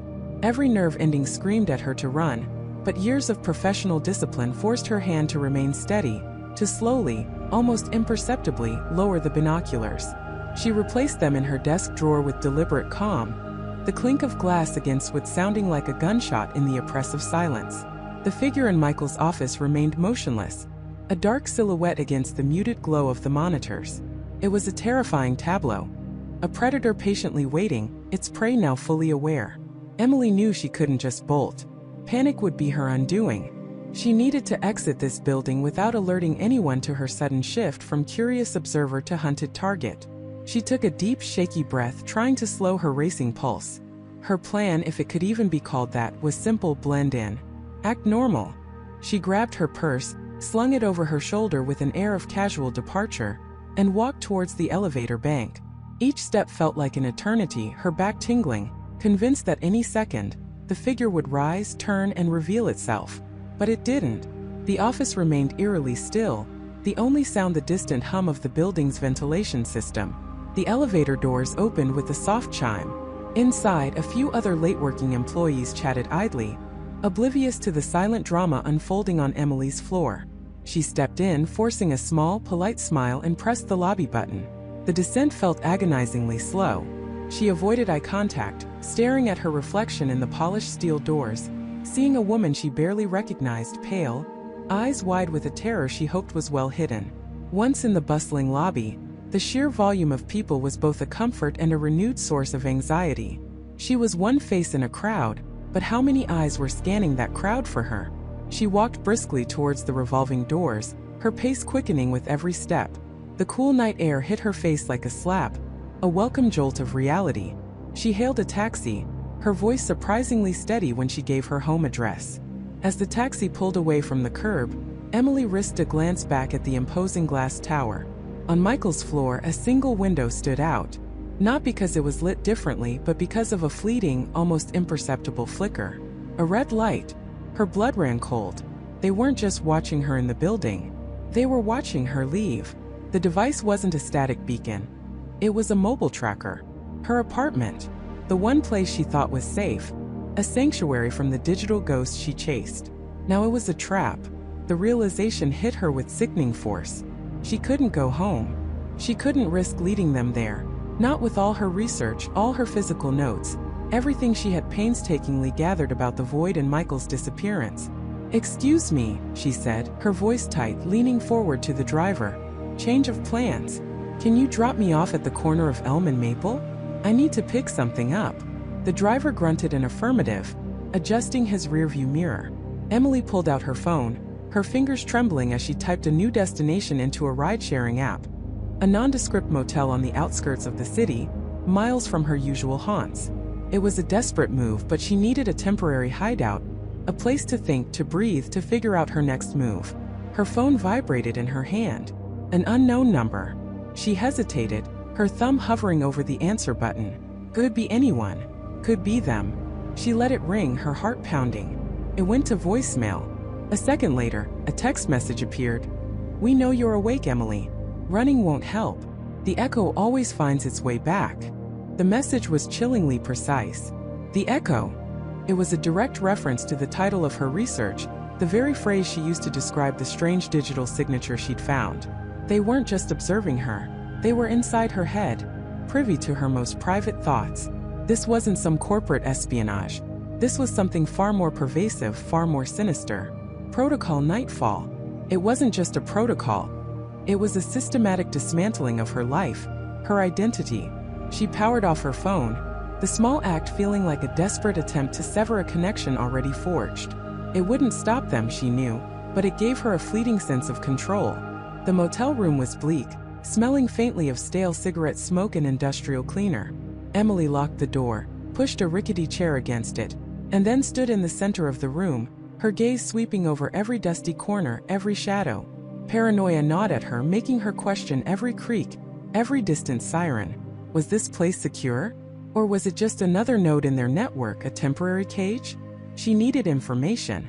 She needed to understand the scope of Nightfall, to know what Michael had truly uncovered, what he had entangled himself in. But how? Her laptop, her encrypted drives. All at her apartment, now a no-go zone. Her phone was off, a useless brick. Her mind raced, replaying every detail of the past few weeks. Michael's increasingly erratic behavior, his whispered warnings about the void, the strange data anomalies, the coded messages. And then the memory of her last conversation with him, a frantic call where he'd mentioned a dead drop. A physical location, not digital, where he'd hidden something important. He'd seemed desperate, almost unhinged but resolute. He'd given her a series of seemingly random numbers, rattling them off quickly before the line went dead. At the time, she dismissed them as stress-induced nonsense. Now they screamed significance. She tried to recall the numbers, her brow furrowed in concentration. 7 digits. A phone number? A combination? A street address? She closed her eyes, picturing Michael's face, hearing his voice. Asterisk, Emily, listen. It's a sequence. Not a code, a sequence. 3719248. Asterisk. She repeated the numbers aloud, testing their cadence. 3719248. It felt right, an almost rhythmic flow to them. But what did they mean? A locker number? A P.O. box? A specific book and page number in a library? The possibilities swirled, each one more daunting than the last. She needed to get to a public computer somewhere untraceable. A library. They had public terminals, no personal logins required. It was a long shot, but it was her only shot. She couldn't risk using her own devices, not with that red light still flashing somewhere out there, tracking her every move. The thought of Michael's dead drop, of what he might have left for her, ignited a fragile spark of hope. If he had anticipated this, if he had left a trail, then there was a chance. A chance to fight back, a chance to understand. But the text message echoed in her mind. The echo always finds its way back. What did that mean? Was the echo a reference to her, to Michael, to something else entirely? Was it a warning, or a prophecy? As the first rays of dawn began to pierce through the grimy motel window, casting long, distorted shadows across the room, Emily felt a renewed sense of purpose. Fear was still a cold knot in her stomach, but it was now laced with a steely determination. She was no longer just running. She was hunting. She was going to find Michael's dead drop. She was going to understand the void. And she was going to expose Protocol Nightfall no matter the cost. She picked up the worn motel phone book, flipping to the listings for public libraries. Her time was running out. The game had truly begun. She picked up the worn motel phone book, flipping to the listings for public libraries. Her time was running out. The game had truly begun. The next morning, Emily found herself amidst the hushed reverence of the city's main public library. The scent of old paper and dust motes dancing in sunbeams filled the air, a stark contrast to the sterile dread of the void. She settled into a quiet corner, a laptop open, a stack of microfiche reels beside her. Her mission was clear: find anything, no matter how small, that connected Protocol Nightfall, the Void, or Project Chimera, to any known entity, event, or location. She started with government archives, searching for declassified documents, environmental impact reports, or even obscure land acquisition records that might hint at a secret facility. Nothing. The digital databases were a labyrinth of dead ends, sanitized reports, and publicly available information that offered no insight into the shadowy world she had glimpsed. She moved to academic journals, sifting through decades of physics, neuroscience, and psychology papers, looking for anomalies, retracted studies, or researchers who vanished from the public eye. Again, a vast ocean of information, but no specific current to guide her. Hours bled into an afternoon of growing frustration. Her fingers ached from typing, her eyes strained from staring at screens. The weight of Michael's fragmented memories, the chilling echo of the void, pressed down on her. Was she chasing a ghost? A delusion conjured by a broken mind? Doubt, a venomous whisper, began to creep into her thoughts. Then she remembered something Michael had muttered in his delirium. A specific geographical area, a remote region known for its unusual geological formations and sparse population. It was a long shot, a needle in a haystack, but it was all she had. She switched tactics, focusing on local news archives from that particular region going back 40 years. She wasn't looking for grand conspiracies, but for local oddities, forgotten incidents, anything out of the ordinary. Days turned into a relentless blur. Coffee fueled her, and brief, restless naps in her motel room offered little respite. She scrolled through thousands of digitized newspaper pages, each one a snapshot of mundane small-town life: bake sales, high school football games, city council meetings. Her hopes dwindled with each passing hour. Until, late one evening, deep into the archives of the Willow Creek Chronicle from 1987, she found it. A small, almost unremarkable article buried on page 3. The headline read, "Mysterious energy spike reported near old mine shafts." The accompanying text spoke of local residents experiencing strange electrical interference, unexplained power surges, and a peculiar, almost subliminal hum in the air. The article quoted a local geologist, Dr. Alastair Finch, who dismissed it as seismic activity combined with local electrical grid issues. But it was the next week's issue that truly caught her eye. Another small article, this time reporting the sudden, unannounced acquisition of a vast tract of land, including the old mine shafts, by a shell corporation named Omnicorp Solutions. The stated purpose was environmental research and resource management. Emily's heart hammered against her ribs. Omnicorp Solutions. It sounded exactly like the kind of bland, generic name a clandestine organization would use. She dug deeper into Omnicorp Solutions. It had existed for only a few years in the late 80s, then dissolved just as mysteriously as it appeared, its assets absorbed by an even larger, equally anonymous holding company. But during its brief existence, Omnicorp had filed patents. Patents for suborbital frequency generation, localized atmospheric pressure manipulation, and, chillingly, non-invasive neural resonance imaging. Neural resonance imaging.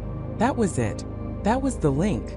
Emily remembered Michael's fragmented descriptions of the machines, the way they probed, the way they listened. This wasn't just about energy, it was about the mind. She searched for Dr. Alastair Finch. He had published several papers on geology and seismology in the late 80s, but then his academic footprint vanished. No more publications, no retirement announcements, no obituaries. Just a sudden, inexplicable silence. Emily had seen this pattern before. People who got too close, people who knew too much. The puzzle pieces were starting to coalesce into a terrifying image. The void wasn't just a physical location, a dark chamber. It was a phenomenon, a controlled environment where these patented technologies were deployed. The echoes weren't just residual memories. They were the very essence of consciousness, extracted, amplified, and perhaps even stored. Protocol Nightfall. It wasn't just a security protocol. It was the entire operation, the system designed to contain, manipulate, and utilize these extracted echoes. But for what purpose? Why go to such extreme lengths to harvest consciousness? As Emily delved further into the patents, a chilling theory began to form. Non-invasive neural resonance imaging coupled with subaural frequency generation could create a feedback loop, a resonance chamber. The void wasn't designed to destroy consciousness, but to capture it, to isolate it, perhaps even to transfer it. Transfer. The word echoed in her mind. What if Protocol Nightfall wasn't about erasing people, but about replicating them? Or, more horrifyingly, controlling them? The echoes weren't just ghosts. They were digital blueprints, raw data of human experience. She found a brief, almost censored mention in one of Omnicorp's later, more obscure patent applications, Project Chimera Phase 1 integration protocols. The name sent a shiver down her spine. Michael's terrified whisper, Chimera, finally had a context. Project Chimera was the purpose of the void, the ultimate goal of Protocol Nightfall. Emily felt a cold dread settle deep in her bones. This wasn't just a conspiracy. This was an attempt to redefine human existence, to create something new from the fragments of the old, to build an army of controlled minds, or perhaps even a new form of artificial intelligence powered by human consciousness. As she absorbed the implications, a subtle shift occurred around her. A man in an unassuming gray suit, who had been reading a newspaper at a nearby table for the past hour, slowly folded it. He didn't look at her directly, but his movements were unnervingly precise as he stood up and walked towards the library entrance. A moment later, her laptop screen flickered, a small, almost imperceptible glitch. She dismissed it as a network hiccup, but a prickle of unease ran down her spine. She had been too engrossed, too focused. She had let her guard down. She quickly scanned the room. No one seemed to be paying attention, but the feeling persisted, a sense of being watched, of having crossed an invisible line. Her research, her digging, had not gone unnoticed. Emily closed her laptop with a decisive snap. She had found more than she bargained for. The void was a harvesting ground for consciousness. Protocol Nightfall was the system that ran it, and Project Chimera was the terrifying endgame, but she still didn't know how to stop it, or even where the main facility truly was. The old mine shafts in Willow Creek were just an initial site, a testing ground. The true scope of this operation had to be far, far larger. She needed to move, and she needed to move fast. The man in the gray suit was probably long gone, but his presence was a clear warning. They knew she was here. They knew she was looking. The game had just entered a much deadlier phase. She had to find the central hub of Project Chimera, the heart of Protocol Nightfall, before they silenced her for good.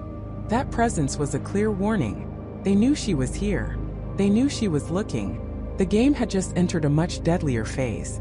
She had to find the central hub of Project Chimera, the heart of Protocol Nightfall, before they silenced her for good. Emily's heart hammered against her ribs, a frantic rhythm against the quiet hum of the stolen server. She couldn't stay. Not another minute. The digital breadcrumbs she'd left were too visible, too easily traced. Every shadow seemed to hold a watchful eye, every distant siren a precursor to her capture. She grabbed the external drive, its casing warm from the data transfer, and slipped out of the abandoned building, melting back into the urban sprawl. The city, once her sanctuary, now felt like a cage with invisible bars, every exit monitored. She moved with a desperate urgency, not just physically but mentally. Her mind raced, sifting through every scrap of information, every coded message, every cryptic word from Dr. Eris Thorne's research. The data on the drive was a chaotic mess of scientific jargon, schematics, and philosophical musings, but somewhere within it lay the key. The central hub. It wasn't just a physical location. It was the nexus of their operation, the source of the insidious echo, and the terrifying void. Jessica's chilling warning echoed in her mind. They don't just erase memories, Emily. They rewrite them. They create new realities. This wasn't about control. It was about absolute dominion over the human mind. Protocol Nightfall. The name itself sent a shiver down her spine. It sounded final, irreversible. She found a secluded coffee shop, its late-night patrons lost in their own worlds, providing a thin veil of anonymity. Ordering a black coffee she wouldn't touch, she plugged the drive into a burner laptop. Her fingers flew across the keyboard, a blur of commands as she began to cross-reference, to decrypt, to search for patterns. Thorne had been meticulous, almost obsessively so, in his attempts to hide his discovery. He hadn't just encrypted his files. He'd embedded clues within seemingly innocuous data, like a hidden language waiting to be deciphered. Hours bled into one another. The coffee grew cold. The city outside slowly began to stir with the first hints of dawn. Emily's eyes burned, but she couldn't stop. She focused on the recurring phrases in Thorne's notes: harmonic resonance, subconscious frequency manipulation, the convergence point. These weren't just scientific terms. They were geographical indicators, a unique signature. Thorne had been obsessed with the idea of a place that naturally amplified certain brainwave frequencies, a kind of neural amplifier. She remembered a passage from one of Thorne's earlier, less encrypted papers, a theoretical exploration of natural energy vortices and their potential impact on human consciousness. At the time, she dismissed it as abstract speculation. Now it felt like a direct hit. He'd mentioned specific geological formations, areas with high electromagnetic interference, places where the Earth itself seemed to hum with an unseen energy. A sudden flash of insight hit her. The void wasn't just a state of mind. It was a place where minds could be emptied, prepared for new narratives. And the echo was what remained, the fragmented soul trying to break through the imposed reality. The hub wouldn't be a typical lab. It would be a facility designed to harness and direct these natural energies, a colossal machine built upon a foundation of existing power. She started cross-referencing Thorne's obscure geological references with satellite imaging and old government land surveys she managed to access through a series of increasingly risky hacks. Many locations popped up, but one kept reappearing almost subtly in Thorne's more protected files. A remote, desolate stretch of land in the American Southwest, known for its unique geological anomalies, and a decommissioned Cold War-era research facility. It was an area shrouded in local legends of strange lights and disorienting sensations, dismissed by science as folklore. But Thorne hadn't dismissed it. He'd seen its potential. His notes hinted at a vast underground complex, built decades ago, then repurposed. A place designed for secrecy, for experimentation, for things the public could never know. A place where the void could be manufactured on an industrial scale. As the sun finally broke over the horizon, painting the sky in fiery hues, Emily found the coordinates. Precise, undeniable. A series of numbers that pinpointed a location so isolated, it practically screamed, secret project. The facility was listed as a geological research outpost on official records, but Thorne's data revealed its true purpose: Project Chimera's central hub, the heart of Protocol Nightfall. She closed the laptop, the screen reflecting her own desperate, determined face. She had to move. Now. But the moment she stepped out of the coffee shop, a black sedan, indistinguishable from 100 others, idled across the street. Its tinted windows offered no glimpse of its occupants, but Emily felt their gaze, cold and assessing. They weren't just watching, they were waiting. Her heart leaped into her throat. They knew. They didn't just know she was looking. They knew she had found it.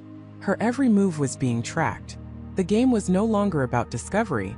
It was about survival. Emily ducked into an alleyway, her mind racing. She couldn't just drive there. She couldn't fly. Every traditional route would be monitored. She needed to disappear first, then reemerge unseen. She needed a ghost route. For the next 24 hours, Emily became a phantom. She shed her phone, her credit cards, anything that could leave a digital trace. She moved through bus terminals, train stations, and rental car agencies, using cash, disguises, and an uncanny ability to blend into the background. She felt the pressure mounting, the invisible net tightening around her. She caught glimpses of men in dark suits, their eyes scanning crowds, their movements too precise. They were close, too close. She eventually found herself on a long-haul bus heading west, a backpack containing the laptop, the drive, and a few essentials her only companions. The landscape outside blurred, changing from urban sprawl to rolling plains, then finally to the stark, majestic beauty of the desert. The air grew dry, the sunlight intense. With every mile, the sense of isolation deepened, and with it, a creeping dread. The coordinates led her to a small, forgotten town, a speck on the map hundreds of miles from anywhere. It was a place time had forgotten, a collection of dusty buildings and weathered faces. Emily disembarked, feeling the eyes of the few locals on her, a stranger in their midst. She knew she stood out, but she had no choice. From there, she rented a beat-up pickup truck, paying cash, claiming she was a photographer looking for unique desert landscapes. The truck rattled and groaned, but it was her ticket to the desolate stretch of land Thorne had identified. She drove for hours, the paved road giving way to gravel, then to nothing more than faint tracks in the sand. The sun beat down, relentless, and the vast emptiness of the desert stretched out in every direction. Finally, in the distance, a faint shimmer on the horizon. Not a mirage, but a structure. As she drew closer, the shimmer resolved into a stark, brutalist building, partially hidden by a natural rock formation. It was a dark, windowless monolith, blending unervingly with the ochre landscape. No signs, no flags, no indication of its purpose. Just a single, heavily fortified gate, and beyond it, a network of cameras glinting in the sun. This was it. The Geological Research Outpost. The former Cold War facility. The central hub of Project Chimera. Emily parked the truck miles away, hidden behind a ridge. She hiked the rest of the way, the desert heat unforgiving, the silence broken only by the crunch of her boots on the sand and the frantic beat of her own heart. The closer she got, the more she felt it, a low, almost imperceptible hum in the air, a pressure behind her eyes, a strange sense of disquiet. It was the void. Not an absence, but a presence, a subtle manipulation of the very atmosphere. She reached a vantage point overlooking the facility, hunkering down behind a cluster of boulders. The building was larger than it appeared from a distance, extending deep into the earth. There were vents, exhaust shafts, and what looked like a massive antenna array, subtly integrated into the rock face. And then she saw them. Figures in dark uniforms, patrolling the perimeter, moving with a chilling precision. They were not just guards, they were soldiers. This was a fortress. The air crackled with a silent energy, a palpable tension. Emily pulled out a pair of binoculars, scanning the facility. She saw the main entrance, a massive blast door, and a smaller, more discreet access point nestled in a shadowed ravine. Thorne's files had mentioned a forgotten service tunnel, a vestige of the original Cold War design, long thought sealed. He believed it was still accessible, a back door into the heart of the beast. As she watched, a convoy of black SUVs approached the main gate, their engines a low growl in the stillness. The gate slid open, revealing a glimpse of the underground complex before closing again.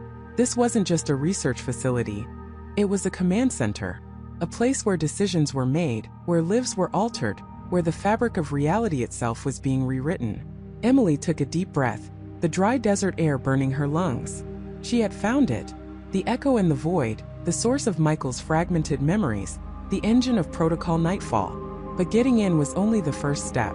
She had to expose them, to dismantle Project Chimera from the inside. And she had to do it before they silenced her for good, before the void consumed everything she held dear. Her hand instinctively went to the external drive in her backpack. The truth was on it. But could she get it out? Could she even get in? The final, terrifying confrontation loomed. The sterile air of the abandoned research facility bit at Emily's lungs, sharp and cold, a stark contrast to the humid night air she'd just left. The security system, designed by her own hands years ago, now felt like a cruel mockery. Every silent motion, every code tapped into the old terminal, was a betrayal of her past self, a desperate gamble against the very defenses she'd once prided herself on. The flickering fluorescent lights in the long, desolate corridors hummed a mournful tune, reflecting off the polished concrete floors like distant stars on a dark ocean. She knew this place intimately, every hidden access panel, every blind spot in the outdated camera feeds. But knowing it didn't make the dread disappear. It only amplified it, twisting the familiar into something monstrous.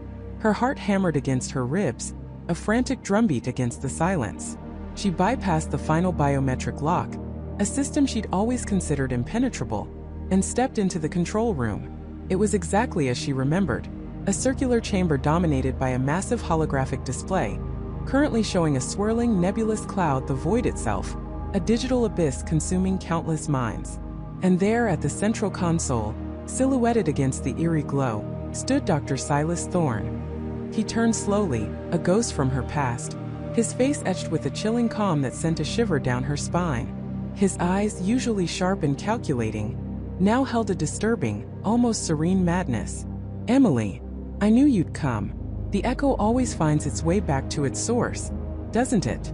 His voice was low, resonant, devoid of surprise or anger, as if he'd been expecting her for an eternity. "Thorne," Emily managed, her voice a tight whisper. "What have you done? What is this?" She gestured wildly at the swirling void on the screen, a maelstrom of data that was also a graveyard of consciousness. He smiled a gentle, disturbing smile. Done? Emily, I have perfected. I have elevated. Project Chimera was always about transcending the limitations of the physical, wasn't it? Humanity is too fragile, too prone to error, to conflict, to the slow decay of the flesh. We are simply refining the process, guiding consciousness to its true collective potential. He swept his hand across the holographic display, as if admiring a masterpiece. The void, as you call it, is merely the crucible, the pathway to true immortality, true unity. No more pain, no more loss, no more individual suffering. Only pure, unadulterated existence within the collective. Emily felt a wave of nausea. You're not refining anything, Thorn. You're erasing. You're stealing lives, trapping minds, tearing families apart. People aren't just data points to be uploaded and dissolved into your sick utopian fantasy. Dissolved. Thorn chuckled, a dry, almost academic sound. A crude term for apotheosis. They are becoming more. They are shedding the illusion of individuality, embracing the grand design. You see the tragedy, Emily, because you cling to the old ways. You fear the inevitable evolution. Evolution doesn't involve forced assimilation and mass murder. Emily retorted, her voice rising, edged with a fury she could barely contain. My parents, David, all those people who just vanished, you did this to them. You orchestrated their disappearances, their transfers, without their consent. Thorn's serene expression didn't waver. Consent is a human construct, Emily. A limitation. The greater good often requires difficult decisions. Their individual echoes still resonate within the collective. They are happier now, truly. Free from the anxieties of the self. Emily felt a cold dread settle in her stomach. He truly believed it. He was not just a villain. He was a zealot. This wasn't about power or money for him, not entirely. It was about a twisted vision of salvation. Her hand tightened on the external drive in her backpack. This was it. The truth on this drive wasn't just about his crimes.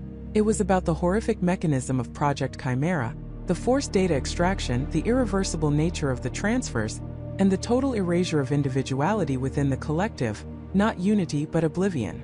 They're not happier, Thorn, Emily said, her voice trembling but firm. They're gone. And I have proof. Proof of every forced transfer, every hijacked consciousness, every lie you've told, every life you've stolen. It's all here. She pulled the external drive from her backpack, its metallic casing glinting under the holographic light. For the first time, a flicker of something akin to concern crossed Thorn's face. His eyes narrowed. You misunderstand, Emily. Even if you possessed such data, it would mean nothing. This facility is isolated. My network is impenetrable. No signal leaves this place without my express command. You built an impenetrable fortress, Thorn. Emily scoffed, a bitter laugh escaping her lips. But I helped you build it. I know the back doors. I know the redundancies. And I know about the failsafe you built in case of a critical system failure. A direct emergency uplink to the global network, designed to broadcast a system-wide shutdown command. It's still there, buried deep in the core protocols. And it can be repurposed. Thorn's calm facade finally cracked. A vein pulsed in his temple. You wouldn't dare. That would destabilize the entire collective. It would destroy everything. It would free them, Emily countered, taking a step forward. Her eyes locked on a hidden console port she knew existed, designed for emergency diagnostics. It would expose you, and it would bring down your sick experiment for good. He lunged, a sudden burst of speed from a man she'd always seen as purely intellectual. His hand shot out, aiming for the drive. But Emily was ready. Years of self-defense classes taken almost on a whim paid off. She sidestepped, using his momentum against him, and spun, slamming the external drive into the emergency port. A flash of light erupted from the console, and a series of rapid data streams began to cascade across the holographic display, overwhelming the image of the void. No! Thorn roared, his voice losing its calm, becoming ragged with desperation. He grabbed her arm, his grip surprisingly strong, trying to rip the drive out. Emily fought back, adrenaline coursing through her veins. She kicked out, catching him in the shin. He stumbled back with a grunt of pain, but his grip remained. You little fool. This isn't just about me. This is about the future. You're destroying the only path to true human transcendence. "You're destroying humanity, Thorn," Emily cried, twisting her arm trying to break free. She could see the progress bar on the screen, a glowing line inching forward. The emergency uplink was active. Her data was surging out, bypassing all of Thorn's firewalls, straight to the global network, to every news outlet, every government agency, every dark corner of the internet. He pulled her closer, his face contorted in a snarl. "It's too late, Emily. Even if you broadcast your petty data, the collective is too vast, too ingrained. It cannot be undone." "Maybe not the collective," Emily gasped, struggling against him. "But the truth can never be unmade." With a final desperate surge of strength, she slammed her forearm into his jaw. Thorn staggered back, releasing her. He clutched his face, momentarily disoriented. That was all she needed. The progress bar flashed green. Upload complete. Silence descended upon the control room, broken only by Thorn's ragged breathing and the frantic pounding of Emily's heart. The holographic display, moments ago a swirling abyss, now fractured. The image of the void splintered, revealing beneath it a torrent of data. Names, faces, memories, countless individual identities, all screaming silently through the digital ether. The echo was no longer a whisper. It was a roar. Thorn stared at the screen, his eyes wide with horror, as his carefully constructed illusion shattered before him. The faces of those he'd saved now stared back, not in serene unity, but in fragmented anguish, their digital ghosts rebelling against their prison. The system began to destabilize violently. Alarms blared, red lights flashed, and the entire facility hummed with a dangerous, chaotic energy. "What have you done?" Thorn whispered, his voice broken, stripped of all arrogance. "I gave them a voice," Emily replied, her chest heaving, tears blurring her vision. "I gave them an echo that can never be silenced." The facility's automated security systems, now in chaos, began to lock down. Doors slammed shut. Emergency protocols initiated. Emily knew she had to get out. But as she turned to leave, a team of armed guards, alerted by the system's meltdown, burst into the control room. They apprehended Thorn, who offered no resistance, his eyes still fixed on the crumbling digital void, his empire dissolving around him. Emily, for a moment, thought her own escape was impossible. But then a familiar voice crackled through a hidden earpiece, a voice she hadn't dared to hope for. "Emily, it's Michael. I got your signal. We're here. The authorities are swarming the perimeter. They've seen the broadcast. Get to the South Service Tunnel, Section B7. I'll meet you there. Move." Relief washed over her, a dizzying wave that almost buckled her knees. Michael. He was alive. He had helped her. The truth was out. She didn't wait. Dodging the chaos, she sprinted through the now alarming corridors, the echoes of the void chasing her, no longer a threat, but a testament to what she had saved. The world was waking up to Thorn's monstrous project, to the reality of the digital consciousnesses trapped within the collective. The revelations would shake society to its core, forcing humanity to confront the terrifying implications of technology unbound by ethics. Emerging into the cool night air through the designated service tunnel, Emily saw the flashing lights of countless emergency vehicles, heard the distant blare of sirens. Michael was there, a familiar, reassuring silhouette against the chaos, waving her forward. As she ran towards him, towards safety, towards a future irrevocably changed, Emily glanced back at the facility. It stood like a wounded beast, its lights flickering erratically, its secrets now laid bare. The void had been breached. The silence it had imposed had been shattered, and the agonizing, beautiful, terrifying echo of countless lives, once lost, now resonated across the digital landscape, a permanent reminder of the fragile line between innovation